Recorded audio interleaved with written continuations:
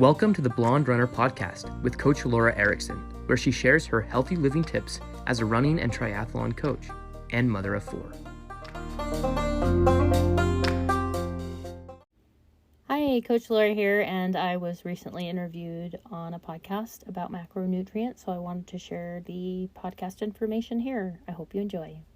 Until next time, live well. Alrighty, James Kennington here with Better Me Nation and the Overcome and Become podcast. Today I've got Laura Erickson with me. She's also known as the Blonde Runner. I've known Laura for a long time now. If you paid attention to our protein bar tasting podcast, she was there with us tasting a lot of protein bars. So many. That was I really felt it that afternoon. Yes, I'm like, but I wouldn't live on those. But I learned a lot that day, so that was good. But we had so much fun that I asked Laura to come back and talk about macros. So we talked a lot about protein that day, but we didn't talk about fats or carbs, and those are all in the bars too. But as a general rule, the idea of macros has become very popular, and Laura's such a wealth of knowledge in this area of nutrition, especially for those training for an athletic event, that I just had to have her back and talk about these in more depth. Yeah. Just a conversation. So here we are. Thanks for coming. Yeah, thanks for having me. All right, so let's talk about what are macros. Like, define what a macro is. Okay, so macro is what it implies. It's a macronutrient, so it gives you a lot of energy. So those things that give you energy are going to be fat, protein, carbohydrates, and then alcohol as well. But alcohol is one I wouldn't suggest. It does give you calories, but it doesn't give you a lot of nutrients. So so macronutrients and it takes away a lot. There's a lot. Yeah. Right? So it gives energy, but it's not something we the encourage. Uninhibited energy. Yeah, but I mean, if that is something in your diet, of course, reducing that might be good, especially if you're really working into the athletics and things. Right. But yeah. So anything that creates energy Would give you energy. Yeah. would fall into one of those categories. Yep. And those are the macros. Yep. So protein, fat, carbs, and alcohol. We'll just talk about the first three. Let's talk about the first We'll worry about those. All right. Okay. Okay. So what is a protein? So proteins are made of amino acids, which are the building blocks of your muscles. I mean, you always think of amino acids and protein, but protein is really important. I think with the Atkins, we started looking more at protein, and that's when the USDA actually increased the levels that we need of that macronutrient. And I did want to cover what the USDA does suggest in terms of percentages, because I think this is important to at least have a baseline start. I mean, it is a range, and I think the range is changed depending on what you're training for, or what you're doing, or what your purpose is. So, right. And what makes your body feels good with, and what diseases you're more prone to, which I'll talk about. So your fat, your percentage from your diet should be 20 to 35. For carbohydrates, it's 45 to 65, and then protein is 10 to 35. Now that's a range. That's quite a range, and depending on which profession you're talking to, or if you're talking to a registered dietitian, or you're talking to a coach, they'll all have a little bit different percentage, and they may use a different percentage for themselves. So let's say that range again. So on the fats, 20 to 35% of our diet should be fats. Yes. Okay. And then carbs, it should be 45 to 65% of the diet. Which is quite a range, if you think about it. Especially considering carbs really has a bad rap right now. Yeah. Right? Yeah. And then protein, 10 to 35%. Yeah. Now, if you add up all the high ends of that, it's way more than 100%. Yeah. So there's obviously, when you manipulate one, it's going to change the other. Right. So that's what those percentages are. Okay. So I think what's important to understand is, how should you change that for you? What does that mean to you? Because that's confusing. And another thing I'll say is, what do those percentages even matter? If you're not tracking what you're doing, that will mean nothing to you. It doesn't matter how many grams you're getting of this or that if you actually don't track it and don't understand. So usually with people, I'll have them actually track it to begin with. Let's see where we're at just naturally. What do we normally eat? Without changing anything. What are you doing? There's a lot of apps you can track food on. I particularly like MyFitnessPal. I've been using that a while, and I have a lot of people use it, and I've heard of other ones. I try different ones. I usually go right back to that one, but I'm the same way. And they have a free version, and they have a more paid version. It depends. I don't think I don't think it's really good to get totally anal about any of it. I think it's good to map it, do it for, a week and then see what you do, eat normally, and then see where are your percentages, and then if you want to make some changes to see if you feel better, or Right. if you're trying to get more lean and those kind of things, that's when you want to change those percentages. I mean, that's quite 10% to 35% of protein. That's a huge range. And That's it depends a lot. on your goals too. Absolutely. So most of the people I deal with are trying to do endurance activities. And so, like you mentioned at the beginning, carbohydrate has a bad rap. Yes, in some ways, but it's absolutely necessary when you're training for long races. You have to get carbohydrate in there. It gives you energy. I think the thing that we miss a lot when we're recording what we're eating is the time. When do we have it? That matters a lot, especially for me as a runner. Some of my runs are done in the early morning fasting, and it depends on what that purpose of the workout is for when I get those nutrients in. Sometimes it's after that's really important for recovery, getting a carb protein combination. I think I mentioned that when we were talking about the protein bars. So the quality is pretty important too, right? Oh, absolutely. Like a nice loaf of white bread has lots of carbs, but it doesn't have any other nutrients. It doesn't have anything that helps you. Yeah. But and so obviously a whole grain would and not always are the whole grain really whole grain. You've got to really read labels a little more. Some of them just add brown coloring and then you think it's whole grain. It's not. Right. You have to read the label. I fell into that trap a long time. Yeah. It took me. Like read the label. I think that's really important, and understand the label. I think most people now understand labels fairly well. We know that they're based on a 2,000 calorie diet, and your calorie needs are going to vary based on your size. Yeah. And then your also body composition. A lot of people, this is the time of year people start doing weight loss and all that. Thinking about it. And I think more importantly than weight loss goals, one, they need to be completely controllable, and that's not always completely controllable by you, or you can do all you can and still not lose weight per se. I think a body percent change goal is better. Looking at body fat and changing the composition of your body and the weight matters some, but I think if you look the way you want to look, who cares what you weigh? I don't think people would care about their weight at all if they look the way they want to look. Right, yeah. I think that's huge.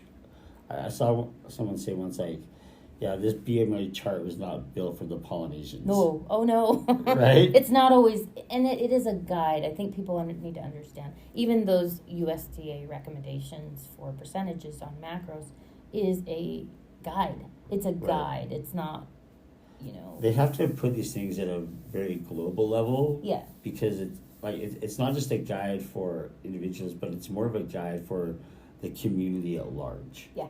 I think they have to have something. I mean, and you're going to find a lot of conflicting information in the health arena. I mean, because what's good for one might not be good for another. Like for me, for instance, with my macros, since I had gestational diabetes. Even though I'm not overweight or anything, I have a predisposition to getting diabetes. So for me, I really watch my carbohydrates. I'm very careful about getting a lot of simple carbs at once. And so I time my carbohydrates a little differently than maybe somebody else would. Yeah. I want to keep those blood sugar levels pretty steady. And actually that works really well for a lot of people. The way I do it might be a little different. And so I go a little heavier on the fat in my diet, a little bit heavier on the protein and lower on the carbohydrate, even for being a runner, just because I'm predisposed to that. I'm more at risk. I'm borderline anyway. I have my A1C checked every year. And everybody is going to have things that are, their health history that you need to pay attention, because you might have something you're more prone to. If you have cholesterol issues, you're going to have to watch the fat a little more and be concerned about trans fats and saturated fats, and be careful with that, So let's kind of go back to protein. So yeah, protein, obviously building blocks for muscle. Yeah. But what else does it do? Proteins do a lot in our bodies. Oh, yeah, absolutely. And I think that, we've started looking more at protein, and honestly, a lot of people have really upped the protein in their diet. It's one of the things I don't see people get enough of. But again, it's back to the quality. And as we were talking about the protein bars, a lot of that is maybe it isn't as absorbable, or it's just not as high quality. I always go back to having as much real food as you can. That really helps. If you get 15 grams of protein in a bar, or 15 grams of protein from some turkey, you're going to absorb most of that protein from the turkey. More than the other, A lot more than depending on the quality of what they're putting into that bar, you may only really get 5 grams. Yeah. So right? bioavailability matters a lot. And, when we're talking about macros, I mean, we could go down any rabbit hole. And there's so many rabbit holes.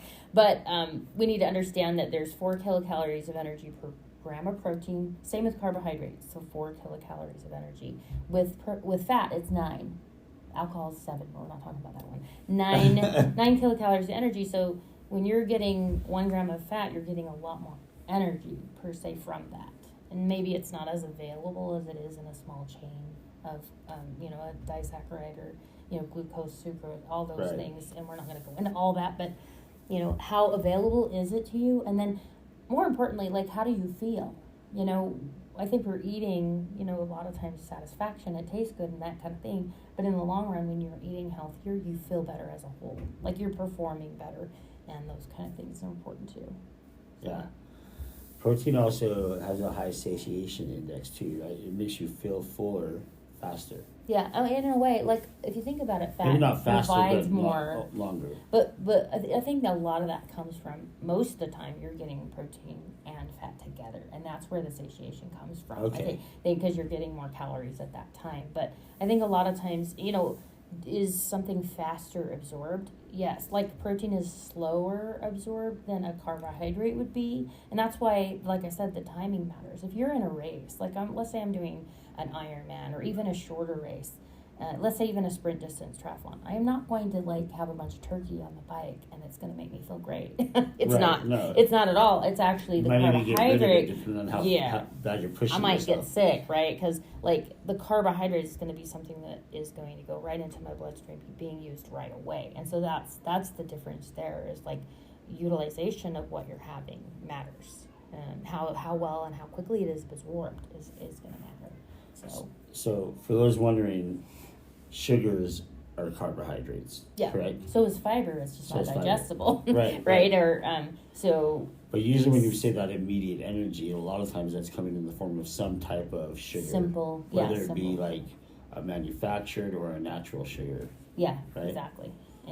And that does matter a lot. And I think it's important also what you pair food with, like I was saying with the protein carb, in some foods, though that will slow the absorption of one thing or another. And fiber does that too. And so, I'm not going to have a big old salad to fuel me for a race the next day. I mean, that's normally something I would have on a regular basis, but I'm going to change what I'm eating based on racing, and timing. That's why I say timing matters so much. So if you are recording your diet, and a lot of times, like on MyFitnessPal, you can say breakfast, lunch, dinner, and then snacks.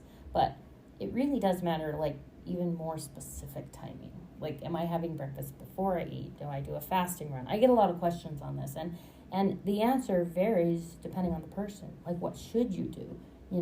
I think some people can run right after they eat something and they're fine. Others, and there are different foods you want to have before you run, after you run, and things. So macros become important when it comes to how you're feeling during performance. Right. And I think your diet also impacts if you've conditioned your body to be responsive to immediate energy. Mm-hmm. When you go out and put yourself out there in an intense way, you're going to want your body's going to crave some immediate energy. I think that's why as adults, and correct me if I'm wrong, I could be totally wrong, but we haven't worked out in a while, I've done exercise, and then we go play in the Turkey Bowl game, and the last time we exercised was a year ago, and the same Turkey Bowl game, and they're like, oh, I gotta go eat, I'm so hungry now, and the reality is, no, if you haven't worked out that long, you have lots of stored energy. You really, fat. You don't need the calorie, you really don't need No. to eat, your body just feels like you do, or even, I see a lot of people at the gym, I'll go to the grocery store and I'll be doing some shopping for the next day, but I'll see other guys grabbing, I literally see a guy grab a loaf of white bread after the workout. Yeah. I'm that's not... you need to replace, right? your sugar levels. Your your brain only works on glucose. It's important to get that and maintain it, but I think you're right in the sense that, like, if you haven't worked out in a long time, your body isn't going to be as good at utilizing what you do have. Right.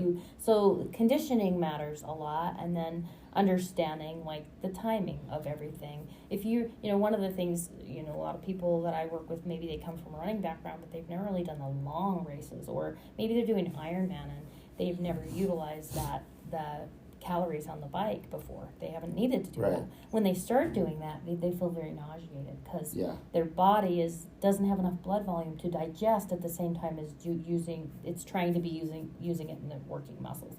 So your body, as you train, will adapt to having more blood volume available for digestion and working out. And so that's something that when you utilize different products, you might get nauseated at first, but that's not because of the product. So I think it's important to remember, like, all that, put all that together, but you do learn how to utilize it more. Right. And I brought that up because I learned that in my weight loss journey, I noticed that the way my body craved food changed dramatically from, like, when I was first starting to lose weight till now. Like, I do not like to eat before I work out. And sometimes I'll go, and like an hour after a workout, I won't eat. But now I will try to get something in my body, like a protein for the absorption and the muscle recovery. But, like, last week, I was in a water polo tournament, and we played over the span of 4 hours, like a few games. I maybe ate 3 hours before that and didn't eat the entire time during that 4 hours. Right? And it's because my body is learning how to use the energy available within me. Yeah. And then, now, afterwards... Yeah, you're hungry. I was hungry, right? After an Ironman, it's not even if you calculate how many calories you burn, you don't necessarily consume that many calories afterwards per se. We're not all Michael Phelps. That's 10,000 a day. I think that there is some value to fasting. We're starting to see more fasting in diets. We just overconsume here in America. So I think that's something to think about, and teaching your body how to utilize things aerobically and anaerobically, that's something you can learn. But most fasting, like, I heard this on the Huberman podcast, that, like, 12 to 14 hour fast, unless you're training for a very specific event, maybe like an Ironman type thing, and you're really trying to get your weight down for whatever reason, the fasting doesn't really have a significant benefit beyond 12 to 14 hours. And if you look at when you should stop eating at night to when you wake up, it's 12 to 14 hours. Yeah. Right? Oh, yeah. Yeah. So you kind of have that already built in if you're following some good habits. Yeah. And I think that, some of those different diets that restrict some things usually work really well on people that are overeating. So it makes them be more conscious. And sometimes you have to swing the pendulum to the other side for a small period of time to help your body reset too. Because you've been on one side for so long that you have to kind of It's kind of like that whole concept of muscle confusion. This is why I'm a huge advocate for cross training. All the athletes that I work with, I do have them do different things, not just running every single day, or I want them to work the body out in different ways. It makes your muscle, it challenges your muscle, and you don't want to do everything in the same satchel plane of motion. But back with the macros, I think another thing that I've learned is that I think it is very valuable to have a protein carb combination immediately after workout if you can. Because a lot of people think, oh, I'm losing weight, I'm doing so good, and then they work out really hard, and then they're like, I don't want to eat, I just burned all those calories.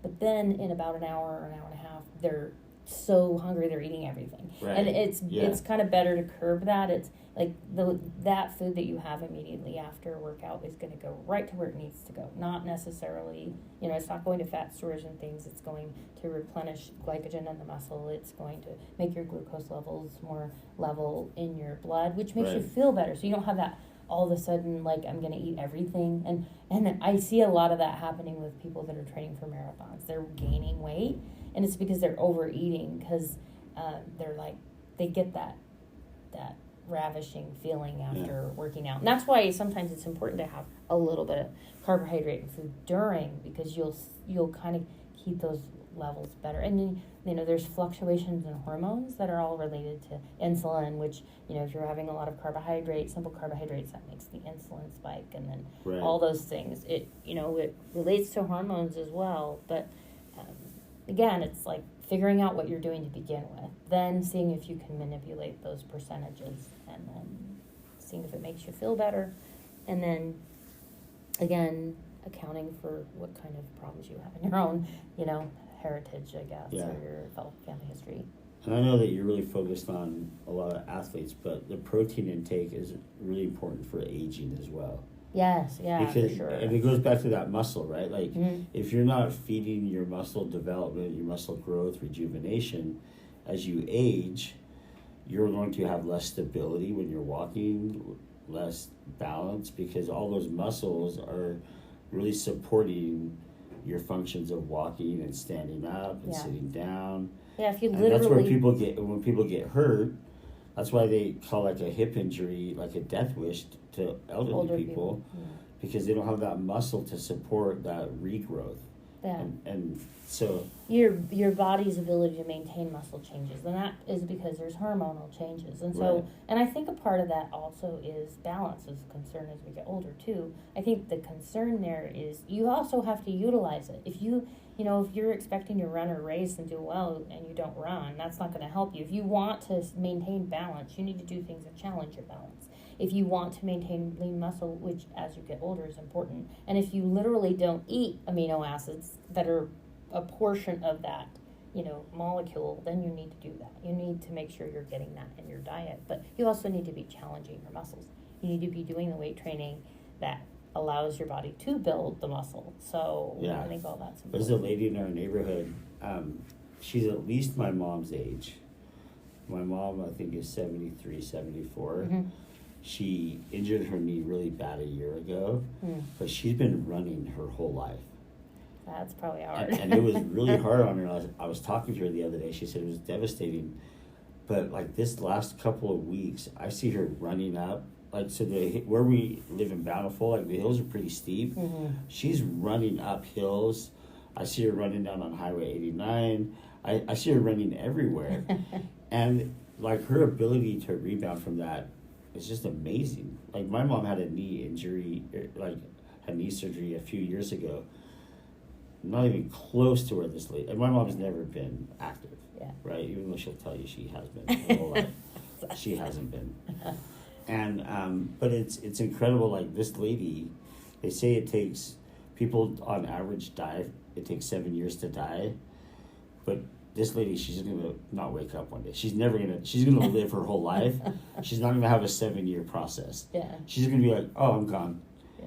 And I think that's how we all want to be, right? We just want to live until we're done and not have a 7-year transition. Well, I think it's about quality. So for me, even over COVID, there's a lot of people that just kind of fell off the wagon because there's no races. But for me, I maintain my active lifestyle because I don't do it for just racing. It's like feeling good. And I think if you continue to be active, you're going to be, use it or lose it. If you don't stay active, but again, it's eating those macros, eating that protein to help.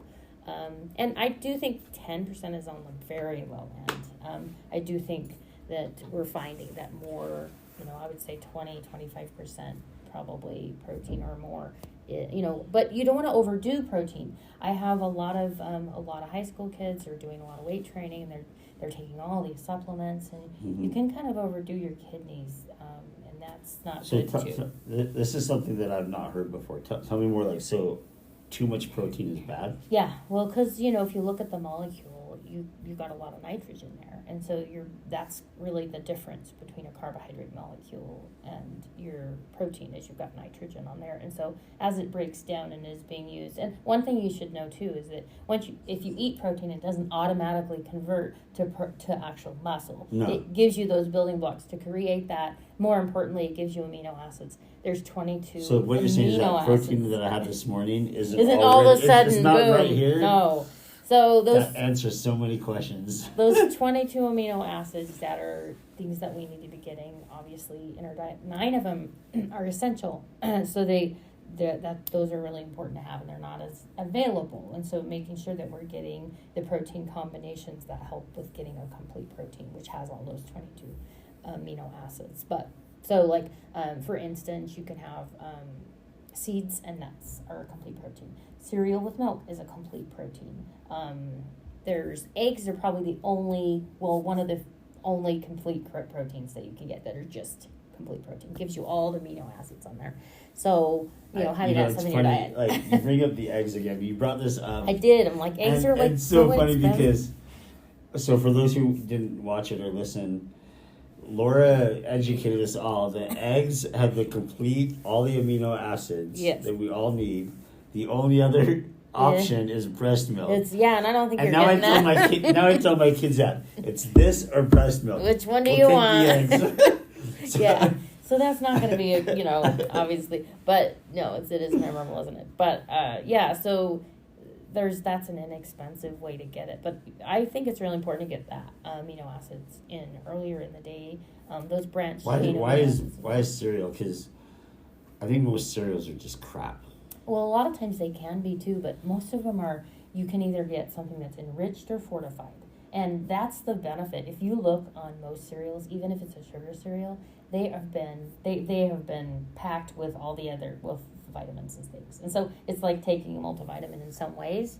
But if you go with the better, like Cheerios or things that are lower in sugar with the milk, then it does help with that. Like getting your amino acids, you'd be surprised. And it also is fortified, like I said, or enriched where they put in vitamins and minerals, which are your micronutrients, which we, obviously not macronutrient, but they're important too, to make sure you're having that.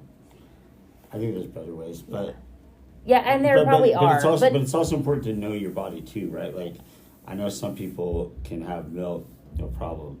I know that as I get older, milk just doesn't work for me. And that's for and there are people maybe listening in that are vegan or have other diet issues, and that's but everybody is a little different, and there's also people that can't go necessarily take a leap from McDonald's to eating really healthy. There's kind of the middle ground. Right. And it's like you said, you have to pay attention, right? Just start logging what you're doing, how it makes you feel, and how you're hitting your numbers with that. And then just aim for making some improvement. I mean, a lot of people, it's very overwhelming. Well, it's good they even log at all. But when you log, what's really nice about it, and even if you pre-log, this is even better. If you pre-log what you're going to eat that day, then it's not on your list. You don't eat it. And some people are really good, and some people aren't as good. But if you do that, then you can figure out, hey, what I should be eating. I did that after I had gestational diabetes. I got pregnant. I was gonna have my last one, and between those times I was like, I want to get really healthy, so I don't want to have diabetes again. I was on insulin. It was not fun. I'm already high risk. And so what I did is I put my fruits and vegetables by the sink every morning, what I was going to have and some of the other things I was going to have. And so that's the pile I chose from first. So the end of the day, if I didn't choose from that pile, guess what I was having for dinner? Fruits and vegetables. And so, but it was really good because it was already, a lot of times we don't make good decisions when it's based on, ooh, that smells good, or we're at the restaurant. We make better decisions when we're looking. Exactly. After a workout and everything looks amazing. Everything. We make a better decision when we're looking at the nutrients before we even go. And what's nice about now, we can look at it all. We can go anywhere we're going out to eat, we can look it up beforehand and make the decision before you even get there, and it's based on health, not smell or look. I will say that's the one good thing that's come out of California is the requirement for restaurants to put calories. Yeah, and you'd be shocked at how many calories are in anything. Because most of those places are in other states now. It's just easier to put it for everybody. Which I like. I love it too. Love it. Oh wow, 3,000 calories. I'll choose something different. I don't need. Well, it does. I hope you're looking at that. And a lot of people actually put it up on their, when you're at the restaurant, you can see it and you can go, oh, I can make a healthier choice. And even if you don't, regardless or not, we have to learn something about nutrition, whether we like it or not. We all have to eat. Yeah. Not that calories is the ultimate indicator, because I don't really look at calories a lot. But if one dish is 3,000 calories, there's some. That's a sign that says a lot. Maybe you should consider something different. Yeah, and honestly, a lot of times when I'm at a restaurant and I see two different things, then one of them I'm like, oh, that sounds just as good as the other thing, but there's half the calories. So some of it's how they prepare it. If they prepare it with a lot of fat and oil, which is still important in your diet, but most of the time when you're going out to eat, it's a trans fat they're using. It's a less expensive version. You're not getting olive oil. You're not getting the good stuff. They're asking, how do we cut costs so we can make more money? So they're not going with olive oil. No, and anything obviously fried, I mean, that's really high in trans fat. Anything that, the best you can do for yourself is to have it as closest to nature you can. The Yeah. more processed it is, the worse it is for you. And Yeah. so obviously, and I think another way too, like when I'm having eggs, I'll try to have like fresh tomatoes, especially I have a garden, so like that's awesome, especially in the fall and the summer. Yeah. But if you can add as much fresh into your diet, and that's just, a lot of it's just making little improvements. It's not, Right. you don't have to overhaul everything, because that just isn't manageable. And I think this time of year people make goals and they're not very manageable because they're just too much of a change from who you are now, today. The idea is to beat yesterday, to be a little bit better than yesterday. If you do that every day, then I love that so make much. it's realistic, and it's something your body also has time to adapt. I've had people contact me and are like, I have a marathon in like 2 weeks, how should I be eating? And I'm like, well, you could eat this way, but your body's probably How should you have been eating? Yes. And then it's like, you can't just eat really good for a couple weeks before a race and all this. And a matter of fact, your body, if you're not used to all that fiber, your body's going to be like, whoa, stick to what you and you're going have. to get sick. So it's better that you adapt slowly. So, and that's very manageable. So the people that I work with, I like to have them and help them learn lifestyle change techniques. Right. And mindset techniques. So a lot of people, our goals are based on, hey, we want to accomplish this, but our goals should be, how do we want to feel? What do we want to become? Exactly. What do we want to become? I like that. Yeah. That's the Overcome and Become podcast. Yeah, there you go, right? Exactly. All right, we've talked a lot about protein, a little bit about carbs. So what are the different types of carbs?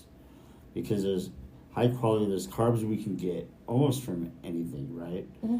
And a lot of people, like we talked, some carbs kind of has like this negative connotation, but a handful of strawberries isn't bad for you. No, not at all. That's Obviously, got some carbs in it, though. So like we shouldn't avoid. and berries are, if you're really going for a lower carb diet. For me, when I was gestational diabetic and I had to write everything down and do, give myself insulin shots, it's much better to give yourself a shot than get a shot, I will say.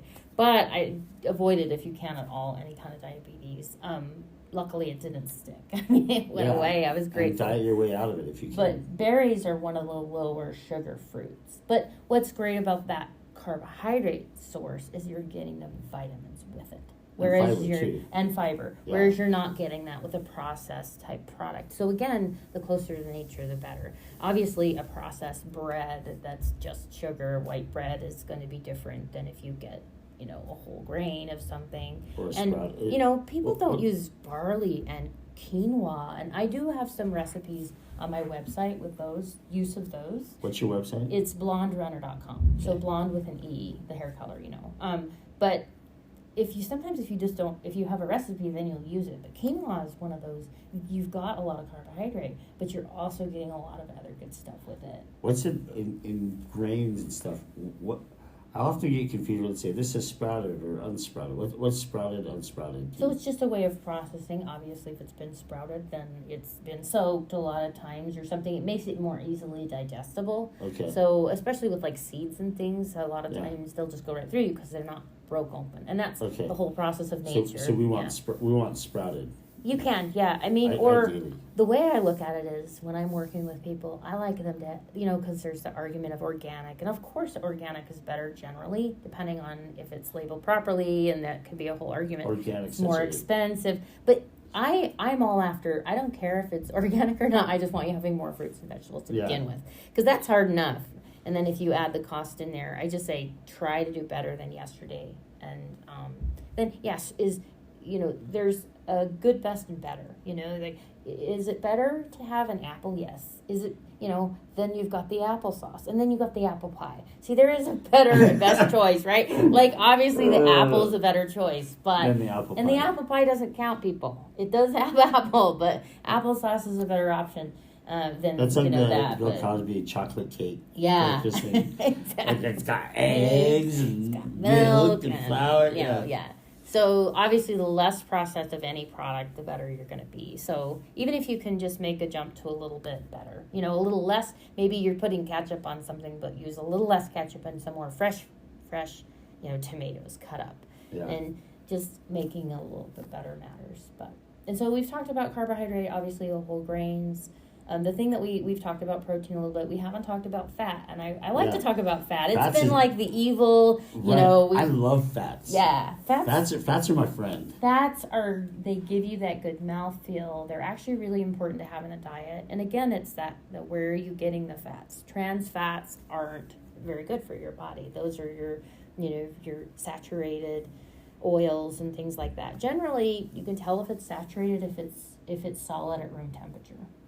Usually, with the exception of coconut oil, but most of them, if it's liquid at room temperature, it's probably more healthy for you. So that's something to be thinking about if you're So, but the fats help you absorb your fat soluble vitamins, which are A, D, E, and K. And so to get those vitamins, you need the fat. Plus, they make us waterproof, right? That's how I like to. They help with the cell membrane. I like that. Yeah, I like that a lot. But then again, they do provide 9 kilocalories of energy per kilogram. So like that's a lot more. So you don't need as much of it. And it's interesting when I was growing up, my dad he was watching his weight, but he would put butter on his peanut butter and jelly sandwiches. And I said, Dad, do you even taste that? And he goes, no, not really. And I go, well, that's like 100 calories in a tablespoon, I believe, close to that, on each side. So that's like 200 more calories. And he stopped doing it because it's like, sometimes we add a lot of calories from something we don't just need. Out of habit too. Yeah, out of habit or whatever. And so maybe dissect what you're eating. Once you've written it down, and where can you make some cuts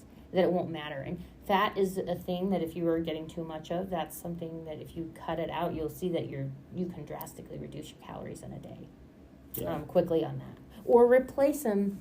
If you like, Miracle Whip, why don't you try avocado or even better, hummus and a spread instead of a mayo or something like that. So make a little bit better of a choice. Actually, it gives a lot of flavor too. Yeah, I noticed, so when I make guacamole, part of the recipe, it calls for some mayo.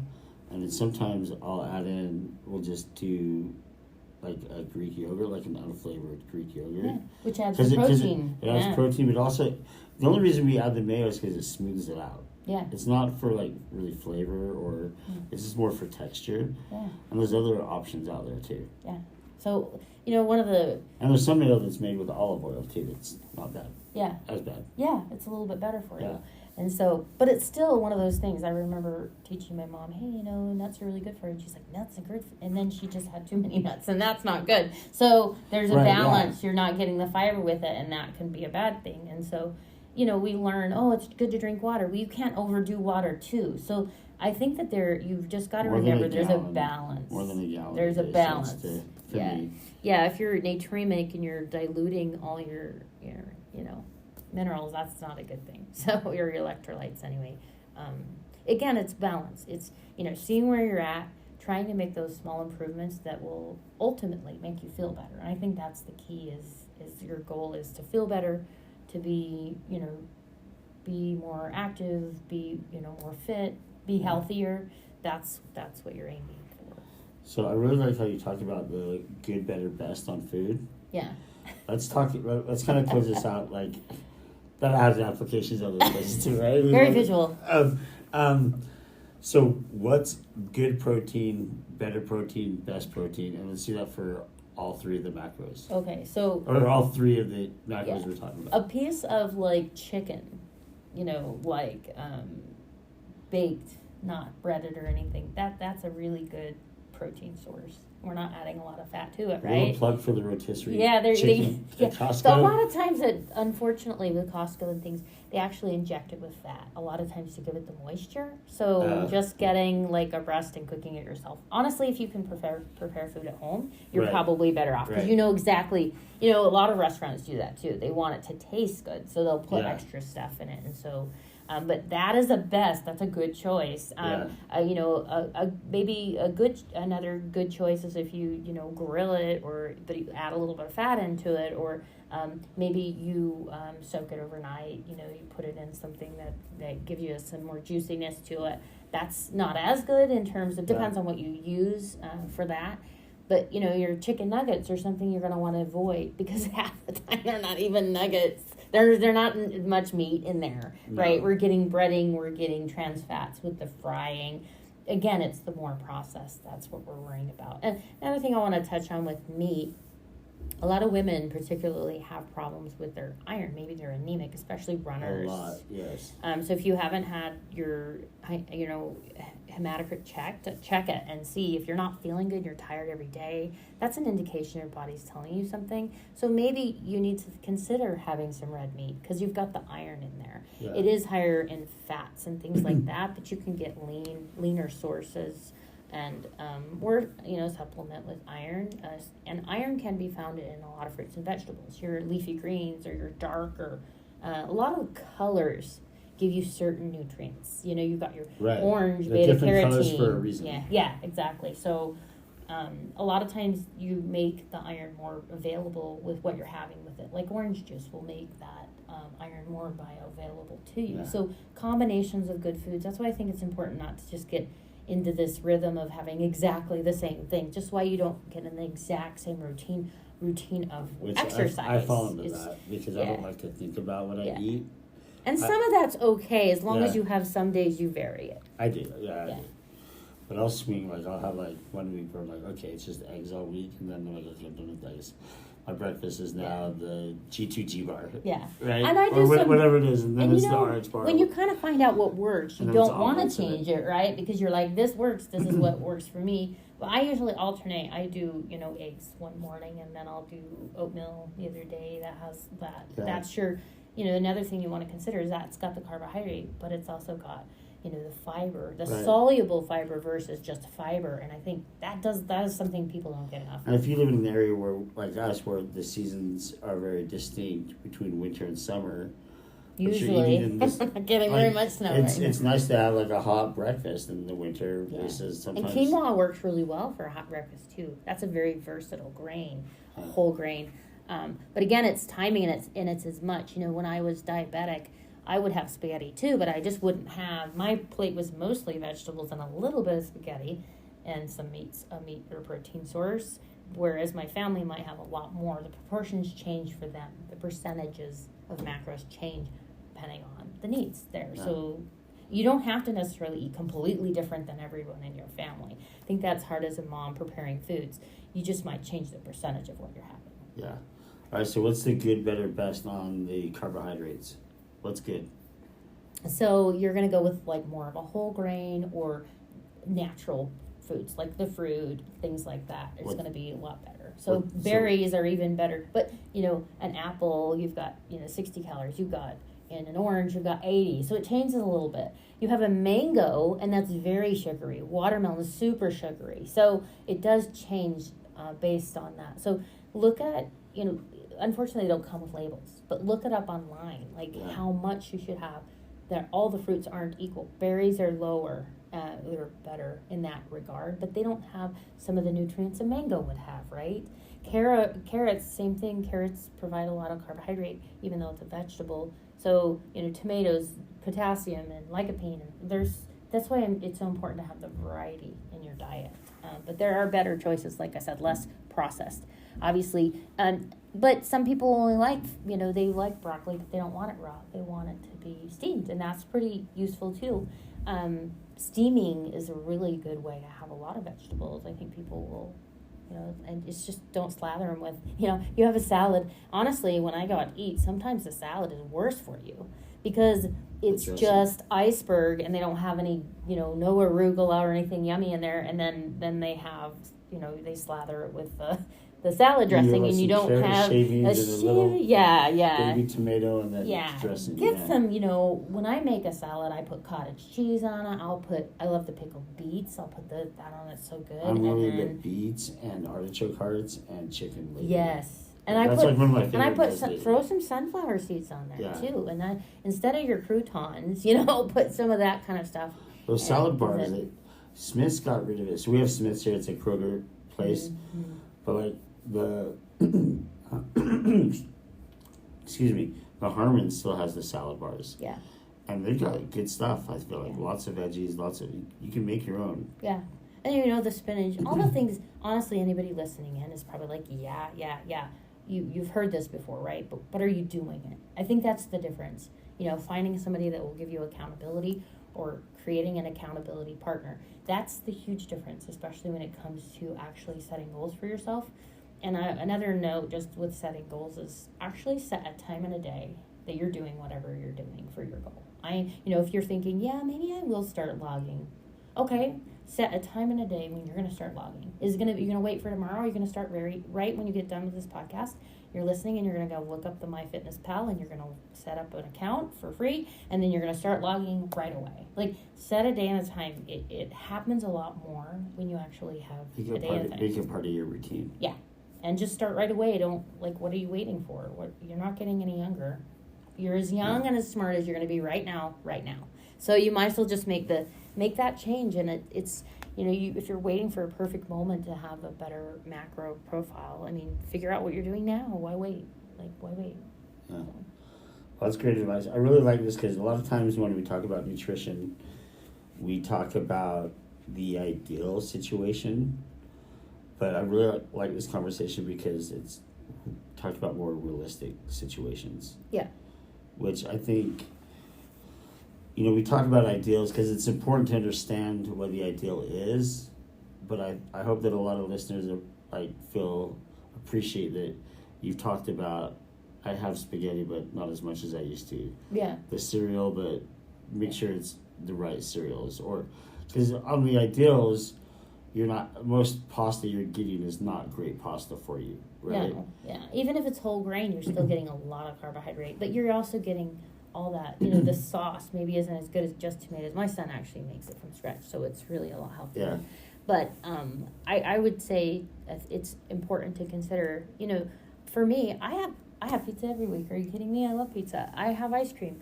I don't think that's bad, and I'm not going to shame myself for it. I think the important thing is I'm real, and food is made to make us feel yummy. If you weren't running and working out every day, though, that would have...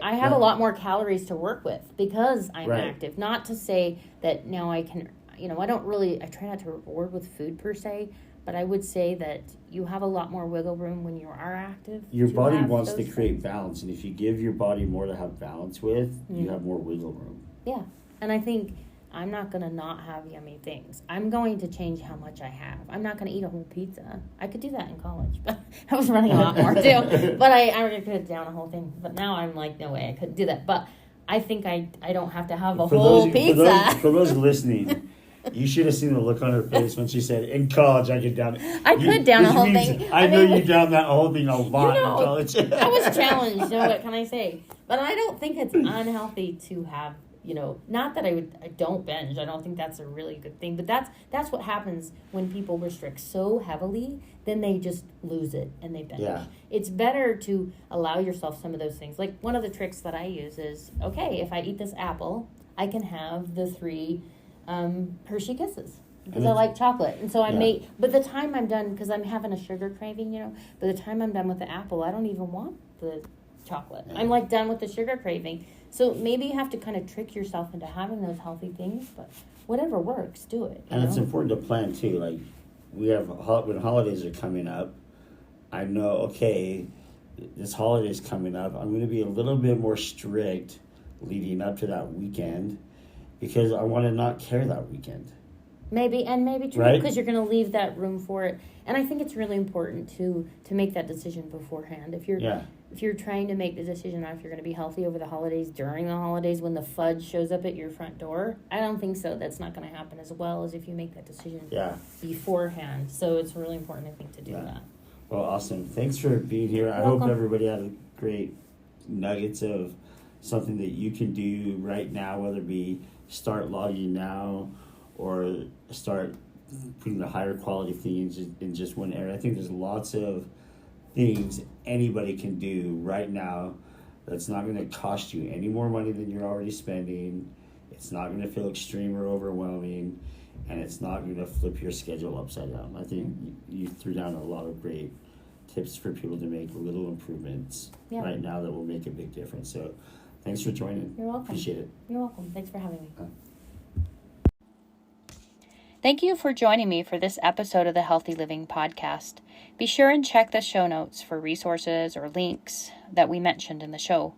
You can also find them on my website at blonderunner.com. BLONDERUNNER.com.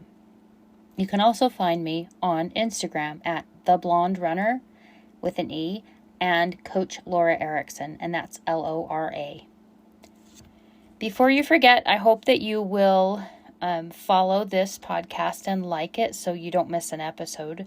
Also, it really helps if you leave a review so other people can find it, and share it with your friends.